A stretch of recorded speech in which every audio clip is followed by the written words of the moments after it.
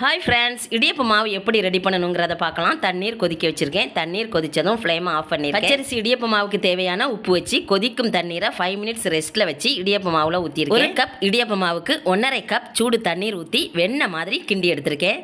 கட்டிகள் எதுவுமே இல்லை. இடியப்ப பேட்டர் இப்படி தான் இருக்கணும். கிண்டின இடியப்ப மாவை 3 மினிட்ஸ் ரெஸ்ட்டில் வச்சு இடியப்ப அச்சில் இந்த மெத்தடில் உள்ளாடி மாவை வைக்கிறேன்.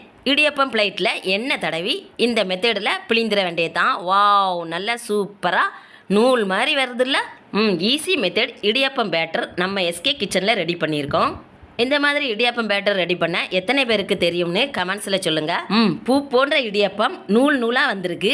இந்த தட்டுகளை எல்லாம் அதனுடைய இடியப்ப ஸ்டாண்டில் வைக்கிறேன். இந்த பூ போன்ற இடியப்பம் குழந்தைகள்ல இருந்து பெரியவங்க வரைக்கும் கொடுக்கலாம். இடியப்ப குக்கரில் தண்ணீர் ஊற்றிருக்கேன். தண்ணீர் சூடானதும் இடியப்ப ஸ்டாண்டை உள்ளாடி வச்சு இடியப்ப குக்கரை க்ளோஸ் பண்ணி ஆவியில் வேக வச்சு வெளியில் எடுத்திருக்கேன். பூ போன்ற இடியப்பம் ரெடி.